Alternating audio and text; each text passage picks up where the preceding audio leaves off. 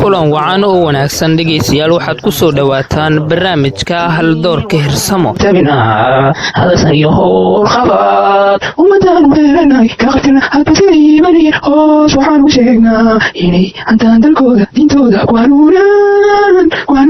barnaamijkeena haldoorka hirsamo maanta waxaan ku soo qaadan doonaa qisooyin kala duwan oo xigmado iyo sheekooyin diin isugu jiraba. sidoo kale waxaa qaybka barnaamijkeena aan ku soo qaadan doonaa maanse ka hadlayso waxyeelada ay leedahay qabyaalada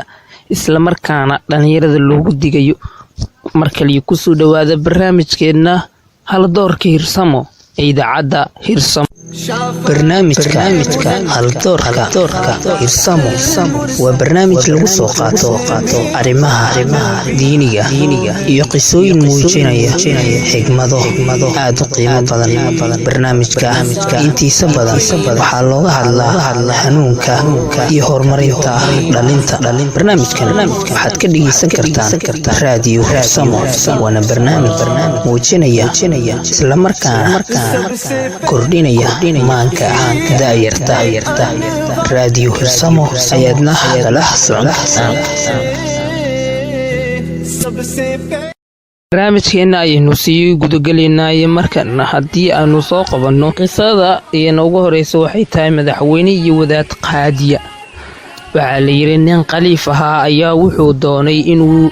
dowladiisa u magacaabo qaadiga guud ee dalka, wuxuuna rabay inuu booskaas geeyo nin wanaagsan oo dadku ku qancaan. hase ahaatee culimmada muslimiinta way ka warwareegeen booskaas ayagoo u arka inay tahay boos lagu fidnoobi karo.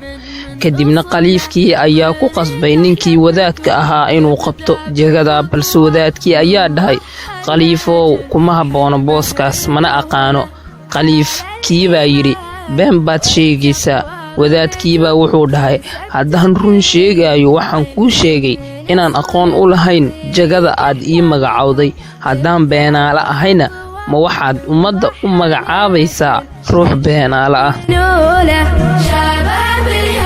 qisadan kale waxay ka waramaysaa gabadh ku umushay 6 bilood.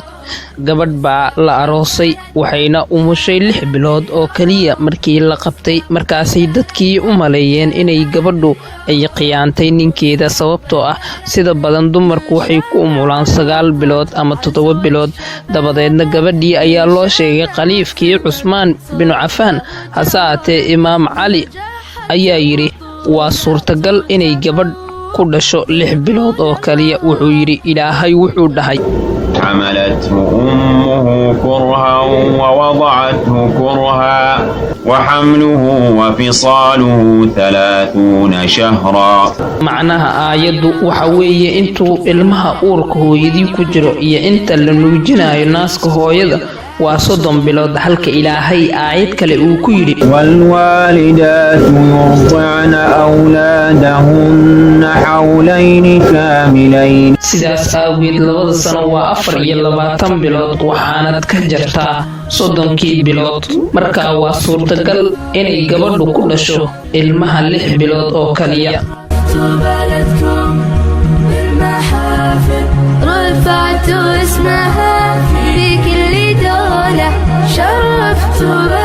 waxaanu kuweli ku guda jirnaa barnaamijkeennii haldoorka hirsamo ood kaga dhegaysanaysaan idaacaddeenna hirsamo. waxaa la yidhi nin oday ah ayaa u tegay imaamka shaafici, ilaahay ha u naxariistay, wuxuuna ku yidhi waa maxay daliilka diinta islaamku? wuxuu yidhi waa qur-aanka. wuxuu yidhi yaa ku xiga? wuxuu yidhi sunnada nebiga. wuxuu yidhi maxaa ku xiga? wuxuu yidhi ina waxay ummaddu isku raacdo. wuxuu yidhi maxaa u daliila in ummaddu waxay isku raacda yahay daliil? imaam shaafici wuxuu yidhi waqti isii aan soo baare. kadibna 3 casho ayuu baarayay qur-aanka, markaasuu helay daliilkii. wuxuuna yidhi ilaahay baa dhahay ومن يشاقق الرسول من بعد ما تبين له الهدى ويتبع غير سبيل المؤمنين نوله ما تولى ونصله جهنم وساءت مصيرا. ruuxii khilaafa rasuulka kadib intuu u caddaaday hanuunka oo raaca jidka mu'miniinta midaan ahayn waxaa uga weli yeelanaynaa wuxuu yeeshay waxaana gelinaynaa jahannamo iyadaana u xun meel loo ahaado.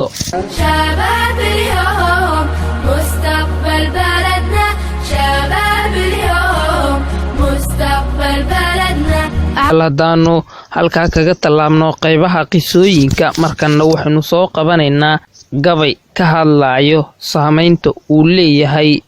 qabyaalada islamarkaana uu bulshada Soomaaliyeed ku dhex reebay. gabaygan waxaa curiyay abwaan lagu magacaabo Xalwo Bulxan Cali waxauna ku bilaabay sida tan: in dhaweyd waataan qabiray qaafadii gabaye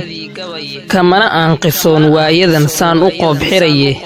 qarqarka aan ka fura maanta waan soo qadimayaaye qodobkan xanuunka leh haddaan qun uga faaloodo haddii aan khasaaraha uu dhalay qeexaha listiisa Soomaalidu miyay qaadanoo sixiqa loo ceeda mise yaan la uusanoo rajada yaan la qubin weeye. qaab kastoy ahaataba haddaan qoonta ka abbaaro dowlad iyo markaan qaran ahayn dunidu qiimayso quwad iyo waxaan xoog lahayn ciidan qalabaysan wadankii naqoomaba waxaan qiiq ka karinaynay soo qabyaalad maahayn midiina lagu qaybshay soo qabyaalad maahayn wixiina lagu quulaansiiyey qaaradda Afrika oo idil waxay ina quweysaaba qowlkan niraahnaba waxay wadar u qaataanba qaar waxaan xoreyno jahliga ugu qudbeynaaba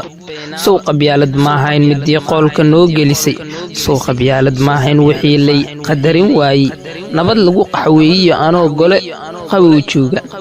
webiyada qarkoodii anoo beero qodanaya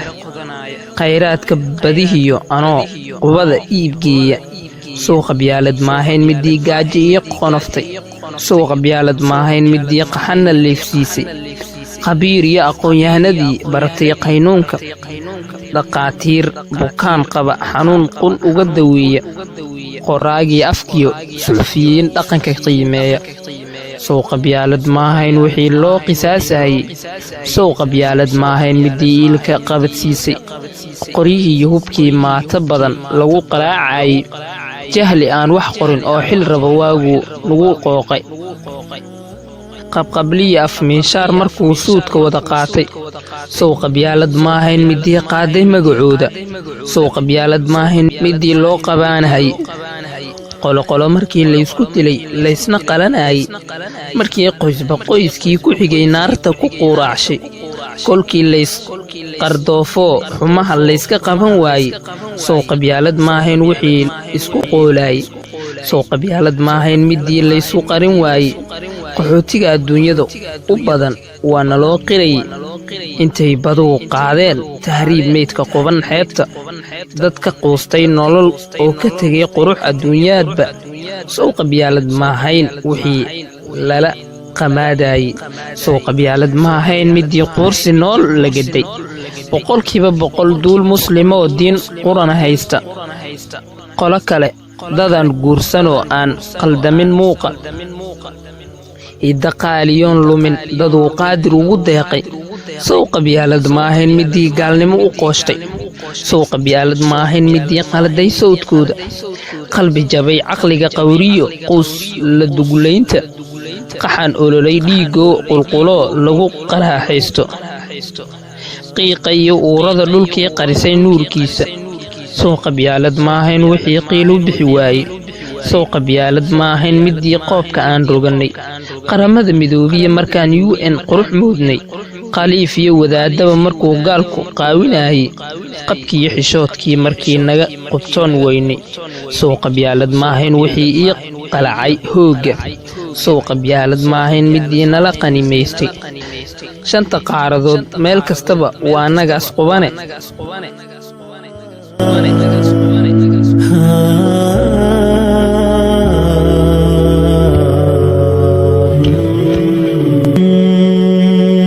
qaruun dhan oo barakacda qaran ma yeeshaane wacaa qamudkood galay markay qab isku jireene sow qabyaalad maahayn wixii noo hoggaan qabatay sow qabyaalad maahayn midii aan qarfaha meernay qayrkaa adoo ladan ku jecel goortay kaa qubato oo xaaje kaa qulubta baad qun ogaataaye markii aan qaxootiga noqdaan waaye qarankayga qiso naga daahsooneed muxuu sabanku noo qeexay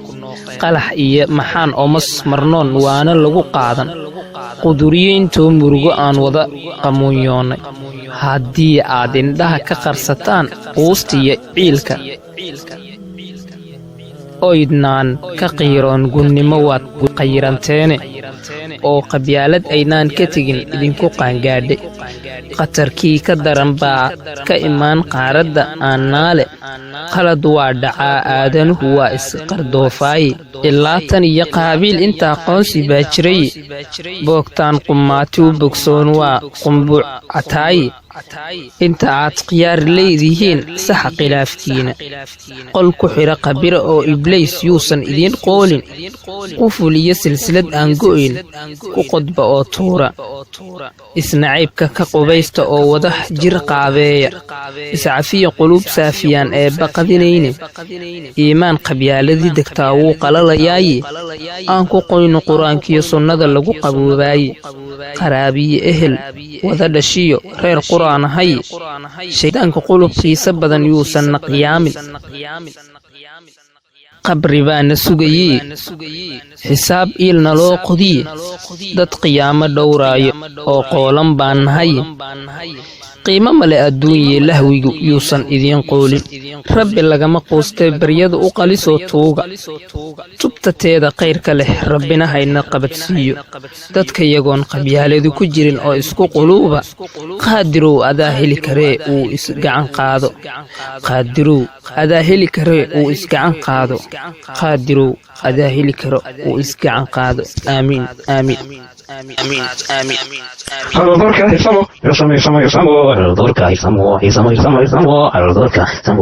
tahay tixdaas ayaa ugu dambeysay barnaamijkeennii haldoorka hirsamo intaynu dib kulmi doonno barnaamijkan kiisa xiga waxaan idin leenahay bahda raadiyo hirsamo sidaas iyo nabadgelyo waxaan u sheegnaa inay hantaan dalkooda diintooda ku hanuunaan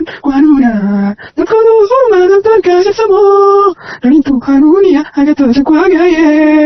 elintan ku hooriya haldoorka hirsamo hedhe weligaa dhegeyso